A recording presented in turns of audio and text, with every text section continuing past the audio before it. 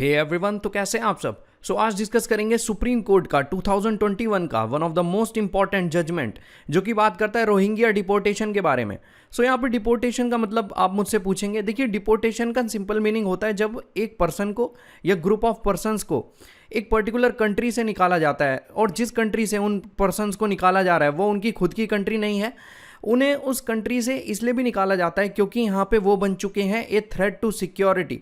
आप सिंपल भाषा में डिपोर्टेशन को देश निकाला कह सकते हैं। ये केस इंपॉर्टेंट होने के साथ साथ काफ़ी इंटरेस्टिंग होने वाला है। वीडियो पूरा देखिएगा। सबसे पहले इस केस का नाम जान लेते हैं। आप देख सकते हैं Mohammad Salimullah versus union of India and others 2021 की लेटेस्ट जजमेंट है। बहुत ही ज्यादा इंपॉर्टेंट जजमेंट है। अब बात कर लेते हैं इस केस से जुड़े हुए कुछ इंपॉर्टेंट फैक्ट्स के बारे में। आप देख सकते हैं जो सेंट्रल गवर्नमेंट ऑफ इंडिया है उन्होंने कुछ गाइडलाइंस इशू की हैं जिसके अकॉर्डिंग जो भी रोहिंग्या लोग इंडिया में रह रहे हैं, इंडिया में सेटल हो रखे हैं, उनका डिपोर्टेशन होगा, उन्हें वापस भेजा जाएगा उसी कंट्री में जिस कंट्री में से ये रोहिंग्या लोग इंडिया आए थे।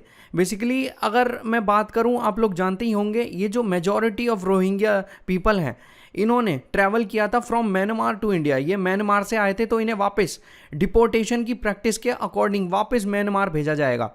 लेकिन इस चीज़ को सुन के बहुत से रोहिंग्या लोग नाराज़ हो जाते हैं। उन्हें ये चीज़ एक्सेप्ट नहीं होती कि उनका डिपोर्टेशन किया जाएगा, तो वो फाइल कर देते हैं एक plea in the honourable supreme court में। रोहिंग्या लोग यहाँ ये कहते हैं कि हमारे पास भी राइट नॉट टू डिपोर्टेड है, मतलब हमारा देश निकाला नहीं होना चाहिए, इसका अधिकार भी हमारे पास है, जो कि हमें दिया है आर्टिकल 19(1)(e) ने, जो कि बात करता है freedom of reside and settle के बारे में।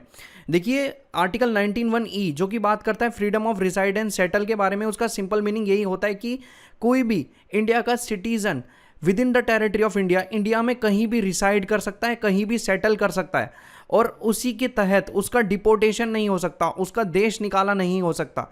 और यहाँ जो रोहिंग्या लोग हैं वो ये कहते हैं कि ये डिपोर्टेशन सीधा सीधा इन्फ्रिंज करता है, उल्लंघन करता है आर्टिकल 14 का जो कि बात करता है राइट टू इक्वालिटी के बारे में, और आर्टिकल 21 का जो कि बात करता है right to life and personal liberty के बारे में। अगर मैं आपको इन शॉर्ट समझाऊं तो रोहिंग्या पीपल यहाँ ये कहना चाह रहे हैं कि उनका आर्टिकल 14, आर्टिकल 19 और आर्टिकल 21 इन्फ्रिंज हो रहा है। तो यहाँ प्ली तो डाल दी रोहिंग्याज ने, लेकिन honourable supreme court central government of India की इस डिपोर्टेशन की प्रैक्टिस को अलाउ कर देते हैं, और honourable supreme court green signal दे देते हैं कि जो भी डिपोर्टेशन करना चाह रही है central government of India Rohingyas का, वो यहाँ सेंट्रल गवर्नमेंट वो कर सकती है, उसमें कोई दिक्कत नहीं है। ऑनरेबल सुप्रीम कोर्ट इस कंटेक्स्ट को लेके कुछ इंपॉर्टेंट चीजें मेंशन करते हैं, जिसमें सुप्रीम कोर्ट ये कहते हैं कि जो भी रोहिंग्या पीपल हैं जो रह रहे हैं इंडिया में, जो सेटल हो चुके हैं इंडिया में, वो है एक थ्रेट टू सिक्योरिटी, मतलब वो इंडिया की सुरक्षा के लिए एक खतरा है, इसलिए उनका डिपोर्टेशन होना चाहिए। जब रोहिंग्या लोगों ने यहाँ पे अपनी एक प्ली फाइल की थी in the honourable supreme court में, जो सुप्रीम कोर्ट ने उनकी स्टेटमेंट्स कंसीडर करते हुए कुछ चीज़ें मेंशन की हैं। आप देख सकते हैं सुप्रीम कोर्ट यहाँ पे ये कहते हैं कि जो राइट है नॉट टू डिपोर्टेड का, जो कि मेंशन है under freedom of reside and settle और जो कि प्रोटेक्टेड है अंडर आर्टिकल 19(1)(e) में, ये राइट सिर्फ ग्रांट होगा सिटीजन्स को, पर्सन्स को नहीं।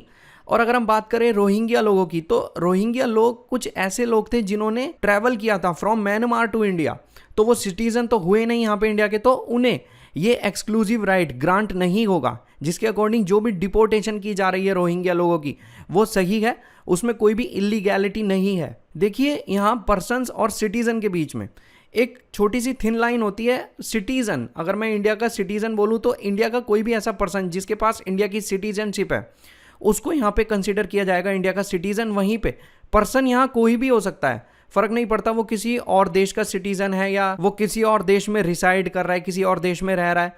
ऐसे लोग जो इंडिया के सिटीजन नहीं है उन्हें ग्रांट नहीं होगा freedom of reside and settle, और आर्टिकल 19(1)(e) उन्हें प्रोटेक्ट नहीं करेगा। आर्टिकल 19(1)(e) ग्रांट होगा और सिर्फ आर्टिकल 19(1)(e) उन्हें ही प्रोटेक्शन देगा जो कि यहाँ पे सिटीजन है इंडिया के। और रोहिंग्या लोगों के केसेस में तो ये चीज़ थी नहीं, क्योंकि वो सिटीजन थे नहीं इंडिया के।